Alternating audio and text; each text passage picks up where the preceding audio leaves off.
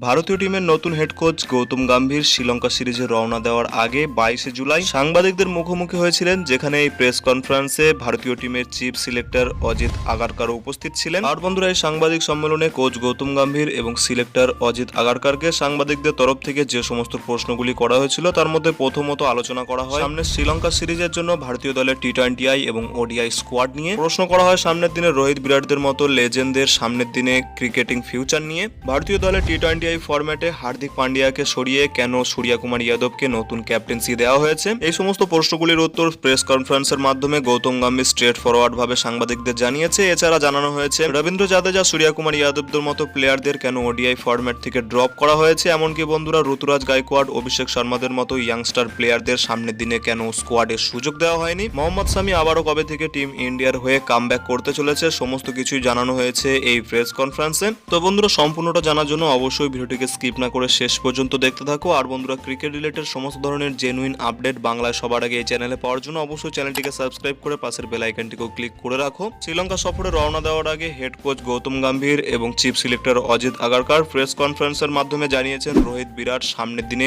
ODI cricket কতদিন পর্যন্ত খেলতে চলেছে। যেমনটা জানানো হয়েছে, এই দুজন লেজেন্ড টি-20 ওয়ার্ল্ড কাপের চ্যাম্পিয়ন হওয়ার পর টি-20 ক্রিকেট থেকে অবসর নিয়েছে, যার কারণে সামনের দিনে এই দুজন প্লেয়ার ওডিআই এবং টেস্ট ক্রিকেটে ফোকাস করতে চলেছে। ওডিআই ফরম্যাটে চ্যাম্পিয়ন্স ট্রফিতে অবশ্যই দেখা যেতে চলেছে রোহিত বিরাটদের। এছাড়া সামনের দিনে সমস্ত টেস্ট ম্যাচও থাকতে চলেছে এই দুজন লেজেন্ড প্লেয়ার। এমনকি এই সাংবাদিক সম্মেলনে এটাও জানানো হয়েছে রোহিত বিরাটদের সামনের দিনে যদি কোনো ফিটনেস জনিত সমস্যা না থাকে তাহলে ভারতীয় দলের এই অত্যন্ত দুজন গুরুত্বপূর্ণ প্লেয়ার সামনের দিনে ওডিআই ওয়ার্ল্ড কাপ 2027-এও ভারতের হয়ে খেলতে চলেছে। হ্যাঁ বন্ধুরা, এর থেকে বড় আনন্দের খবর ভারতীয় ক্রিকেট ফ্যানদের কাছে হতে পারে না। সামনের দিনে রোহিত বিরাটদের মতো দুজন গোট প্লেয়ার খেলতে চলেছে সাউথ আফ্রিকার মাটিতে 2027 ওডিআই ওয়ার্ল্ড কাপও, যেখানে শেষবারের মতো সুযোগ থাকবে এই দুজন প্লেয়ারের কাছে ক্রিকেটের আলটিমেট ট্রফি জেতার। এছাড়া জানানো হয়েছে শ্রীলঙ্কার বিরুদ্ধে ওডিআই ফরম্যাটে জাসপ্রীত বুমরার মতো রবীন্দ্র জাদেজাকেও রেস্ট দেওয়া হয়েছে। রবীন্দ্র জাদেজাকে ওডিআই ফরম্যাট থেকে পুরোপুরিভাবে ড্রপ করা হয়নি, তাকে সামনের দিনে গুরুত্বপূর্ণ টেস্ট সিরিজগুলির জন্য তাকে বিশ্রাম দেওয়া হয়েছে এই সিরিজে। এছাড়া জানানো হয়েছে ওডিআই ফরম্যাটে যেহেতু কেএল রাহুল, শ্রেয়স আইয়ারদের মতো ক্লাস প্লেয়াররা ফিরে এসেছে, যার কারণে সূর্যকুমারকে ওডিআই ফরম্যাটে কনসিডার করা হচ্ছে না। তিনি শুধুমাত্র টি-20 খেলতে চলেছে ভারতের হয়ে। ভারতীয় দলে টি-20 ফরম্যাটে হার্দিক পান্ডিয়ার পরিবর্তে সূর্যকুমারকে ক্যাপ্টেন্সি দেওয়ার প্রধান কারণ হলো হার্দিক পান্ডিয়ার ইনকনসিস্টেন্সি, যিনি বন্ধুরা লাগাতার চোটের কারণে ভারতীয় দলের হয়ে টি-20 ফরম্যাটে সমস্ত সিরিজের জন্য সবসময় অ্যাভেলেবেল থাকেন না। এই কারণেই সূর্যকুমার যাদবকে নতুন ক্যাপ্টেন করা হয়েছে ভারতীয় দলের টি-20 ফরম্যাটে। এছাড়া এই প্রেস কনফারেন্সের মাধ্যমে জানানো হয়েছে হার্দিক পান্ডিয়াকে সামনের দিনে ওডিআই ফরম্যাটে কামব্যাক করতে হলে তাকে বিজয় হাজার ট্রফিতে কনসিস্টেন্ট ভাবে 10 ওভার বোলিং করতে হবে, যার পরেই টিম ইন্ডিয়া ওডিআই ফরম্যাটে কনসিডার করবে হার্দিক পান্ডিয়াকে